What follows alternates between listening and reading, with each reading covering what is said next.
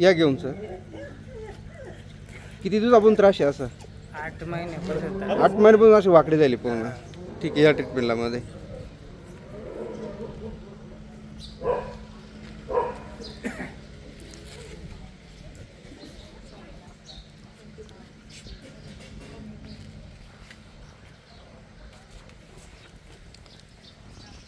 तर आमचं आहे 2-3 आहे पेशंटचं आहे. मध्ये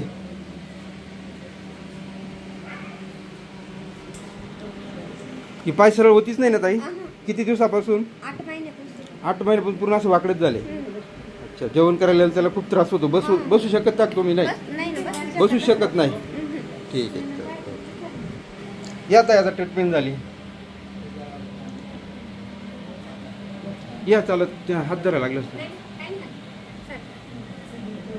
कसं वाटलं ताई? चांगलं वाटलं. किती महिन्यापासून त्रास होता हा तुम्हाला? 8 महिन्यापासून. 8 महिन्यापासून. मग 8 म्हणजे भक्तवाणी जास्त पाहिले तुम्ही.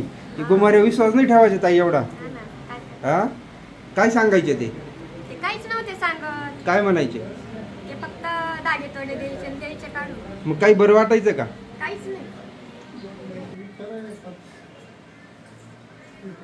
कसं वाटलं ताई आता? चांगलं वाटलं. अच्छा, तर भक्तवाणी जायचं नाही, ते थोतांड असतं. किती गेले होते तुम्ही असं गुमारे लोकांकडे? भरपूर गेलो होतो. हा ना, असं चालू शकत नव्हते ना? अजिबात नाही. किती बरं वाटलं साधारण आता? भरपूर बरं वाटलं. भरपूर वाटलं. किती वेळ झाला ट्रीटमेंटला? किती वेळ ट्रीटमेंट दिली तुम्हाला? पाऊण तास. अर्धा पाऊण तास दिली.